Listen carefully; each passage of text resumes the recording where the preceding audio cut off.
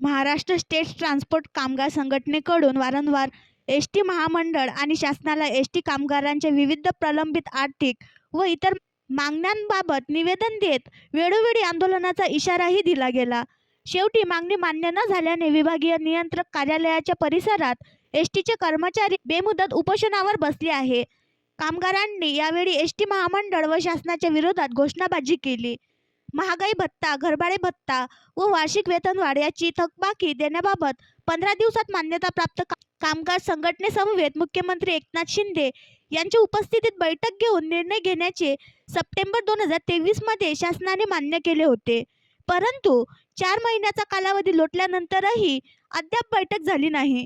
शासनाला वारंवार कामगारांच्या मागण्या मान्य करण्याची विनंती करत आंदोलनाचा इशाराही दिला गेला, परंतु शासन काही करत नसल्याने एसटी कामगार संतप्त झाले आहेत।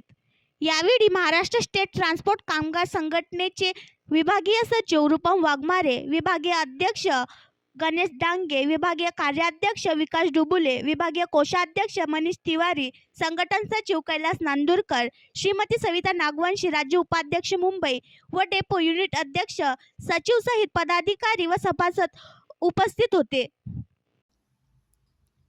आणखी नवीन व्हिडिओ पाहण्यासाठी आमच्या देशमुख एक्सप्रेस न्यूज चॅनलला सबस्क्राईब करा, लाईक करा आणि शेअर करा।